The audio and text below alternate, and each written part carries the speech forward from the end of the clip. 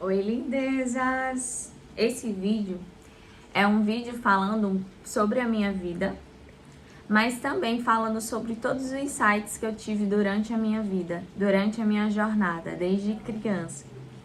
E hoje eu tô com a minha mãe para compartilhar com vocês insights sobre a nossa vida, mas também sobre o meu crescimento.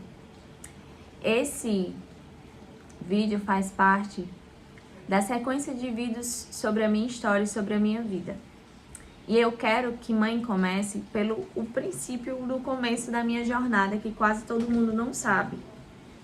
Mas foi quando ela engravidou do meu pai. E eu quero que ela conte essa história para vocês.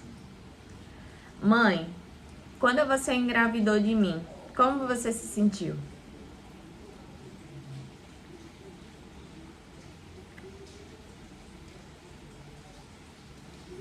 No início eu me perturbei muito, né? Porque quando eu engravidei, eu só fui ver que ele era altamente responsável quando eu engravidei. Aí eu fiquei louca. Por quê? Porque na minha mente eu não desejava aquilo de criar uma filha sozinha. Né? Até porque eu tive pai, tive mãe, então eu nunca pensei que ia criar sozinho. Então eu entrei em pânico, né? Então assim, eu fiquei desesperada, porque eu ia ter uma filha e eu tinha que trabalhar, né? E para me manter e ajudar meus pais, então eu entrei em pânico. E o que foi que te acalmou na gravidez?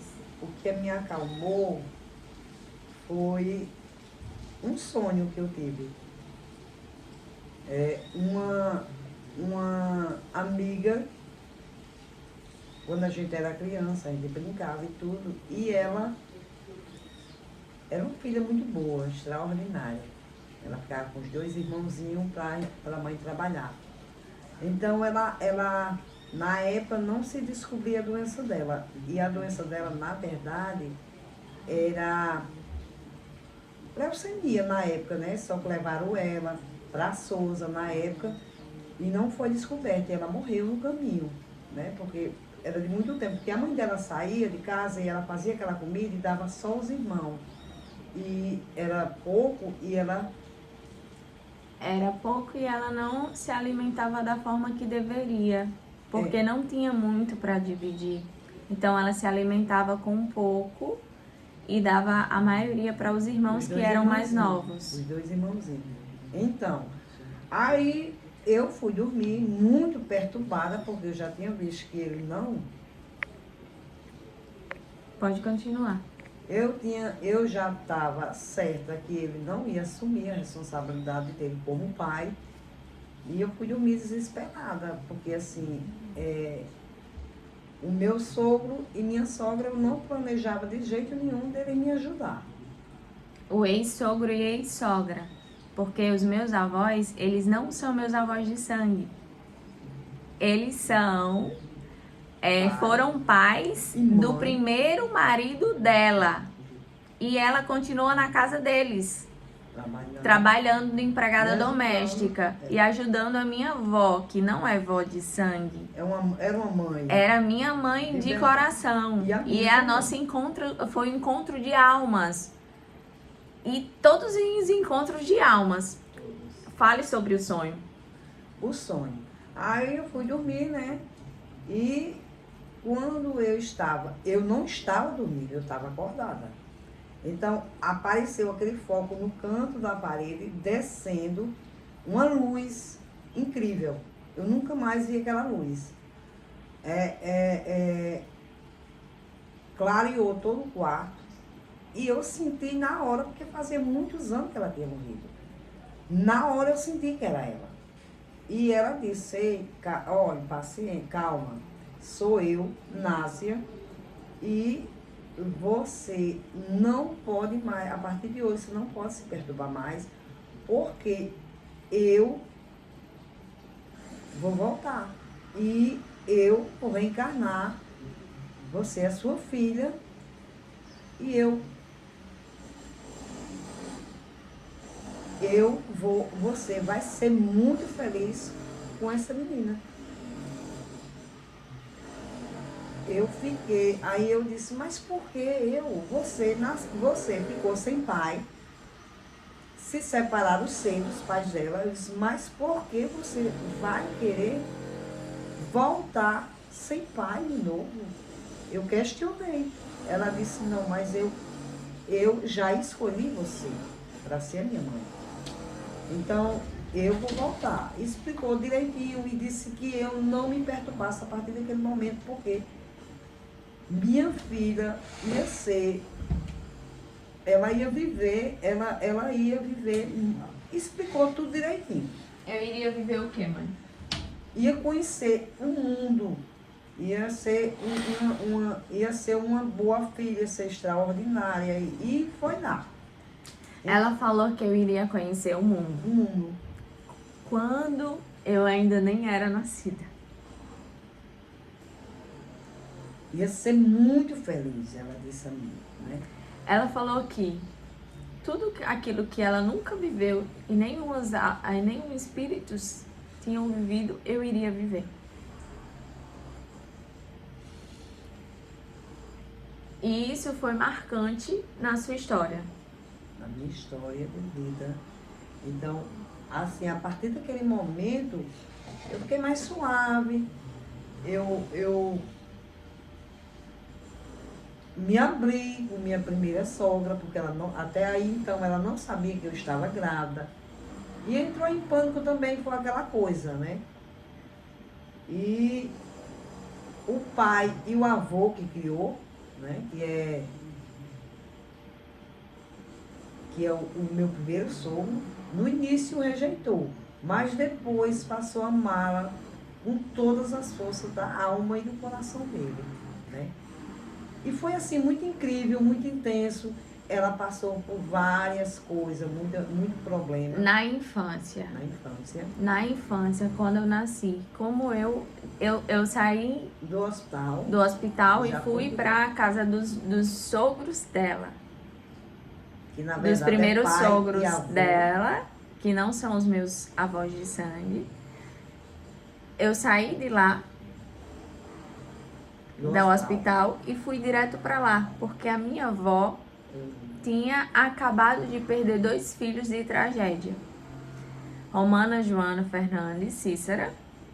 Ela tinha acabado de perder os 2 filhos.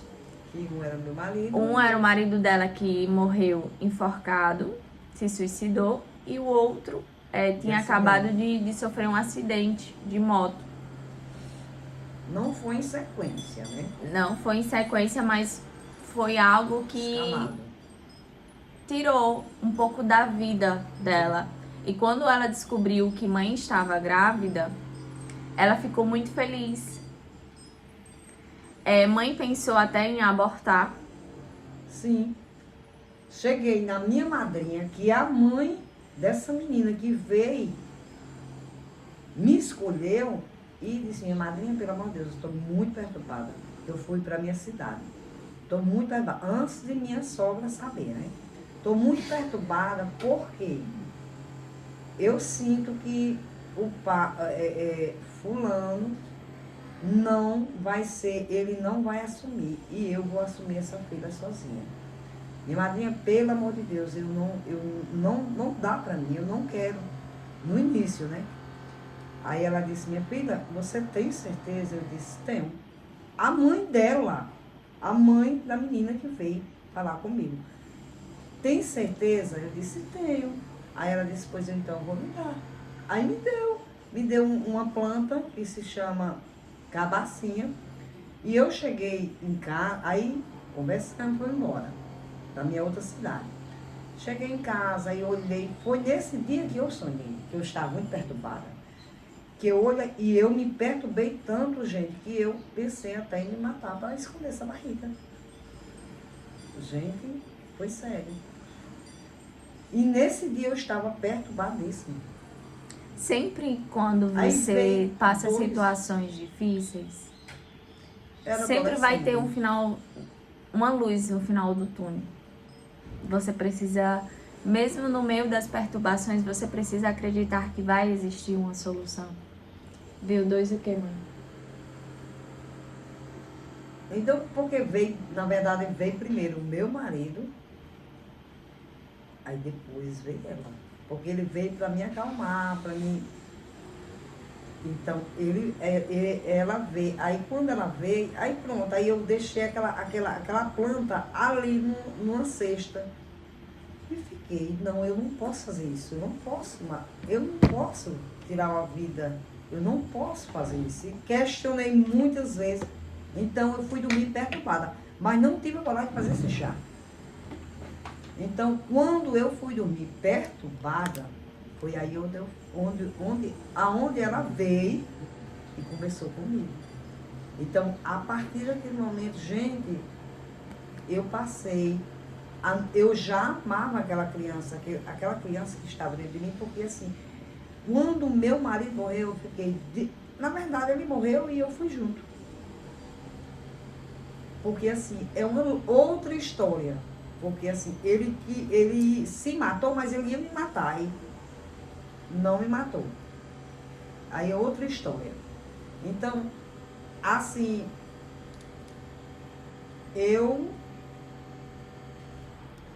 a partir daquele momento, foi muito intenso. E no outro dia, eu fui fazer uma ultrassom. Eu já sabia que era uma menina, eu já estava mais para frente, mais radiante, mais contente. Então, eu passei a pegar na minha barriga e cheguei em casa de manhã, quando foi de tarde, eu fui fazer a ultrassom e o médico disse, olha que coisa linda, tem aqui, olha, aí ele disse lá, eu nem lembro mais, aí disse que era uma menina, eu disse, eu já sabia. E nesse dia eu me acordei e a mãe de seu Zé estava lá em casa. O forno, alguém ligou. Na hora que eu liguei o forno, eu me queimei. Queimou minha barriga, queimou a blusa, queimou, antes de eu fazer a ultrassom, queimou. E eu queimei os cílios todos e as pestanas saí. Quando eu fui fazer essa ultrassom, eu saí, fui andando pelos cantinhos das paredes, porque eu estava horrível. Eu queimei a sobrancelha, queimei os cílios e a barriga não chegou a queimar a barriga, mas a blusa tostou. E eu disse, agora eu tenho que entender, porque eu tenho que ver se tá tudo bem. A menina pulou.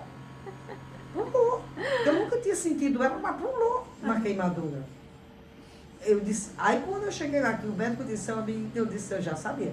Quando eu cheguei em casa, eu já fui com 3 quentes e 2 fervendo. Cheguei lá e disse, dona Cissa, se senta aqui. Ela disse, o que é? Porque na verdade ela era mãe, ela era tudo para mim. O que é, hein? Eu disse, olha, eu não vou mentir para a senhora mais. Já chega, eu já estou muito... Não dá mais. Eu estou grávida. Ela olhou para mim e disse, nega sem vergonha, você dizendo que era um cisto. Porque eu inventei que era um cisto, porque eu achava que se eu dissesse a ela que estava grávida, ela ia dizer que não eu queria não amava mais o filho dela, porque eu já tinha arrumado alguém depois de 5 anos. Eu tinha arrumado alguém. Eu era tão infantil, eu era criança demais. Então eu pensava que ela ia achar isso. Aí pronto, ela foi fora. Porque no primeiro momento ela achava que meu sogro já não gostava de mim com o meu marido e não ia querer em hipótese nenhuma eu gravo depois que essa menina nascesse. Então ela foi trabalhando, ela era muito inteligente, ela foi trabalhando aquilo ali. E quando eu saí do hospital... Que você engomou até os 9 meses. Eu trabalhei até os 9 meses.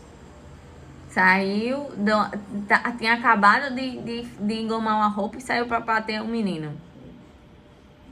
E quando eu cheguei, que ela foi conquistar ele para poder ir para lá, que na verdade já fez aquela conversa, né? E realmente Carol nasceu prematuro, bem pequenininha. Eu nasci prematura, gente, se vocês não sabem, eu nasci com 8 meses. 8. 7 meses. 7 meses. Eu nasci com 7 meses. Era bem Então eu fui prematura. Meu Deus, era bem pequenininha. Agora era comprida. Aí ela já foi criando aquele problema, que era muito fraca, era frágil, era aquilo. E eu disse, pois tá bom, vai passar um mês. Aí foi passando o tempo, foi passando. Quando ela completou 9 meses, a gente lá, né? Eu trabalhando, trabalhava com ela, fazia as coisas em casa, aí corria, ia cortar cabelo, fazer unha, corria. Não teve resguardo, que o povo diz. Não tive, porque eu tinha que trabalhar para ele não reclamar com ela.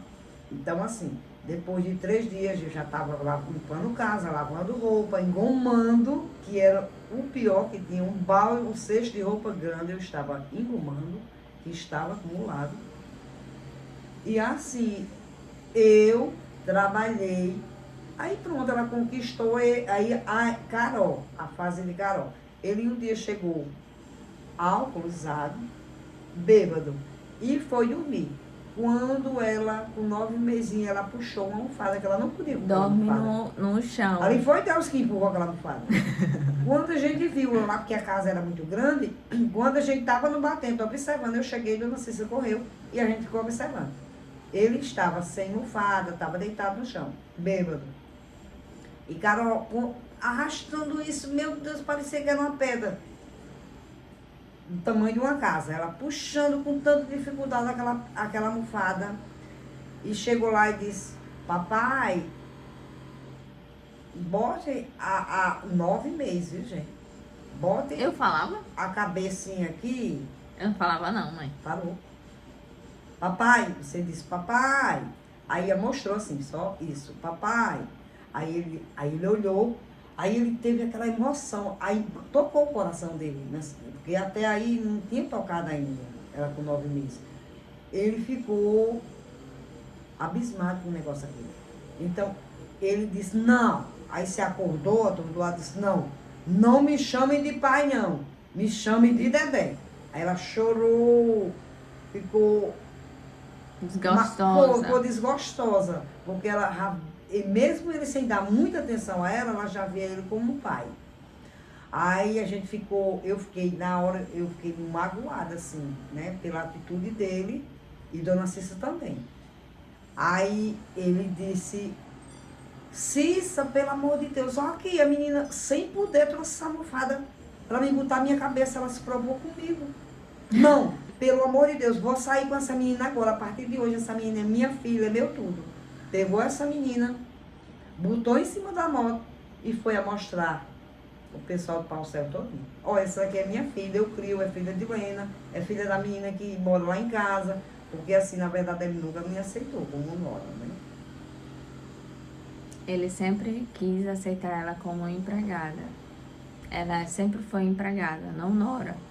Mas isso era tudo por causa da cor dela e por causa da base social dela.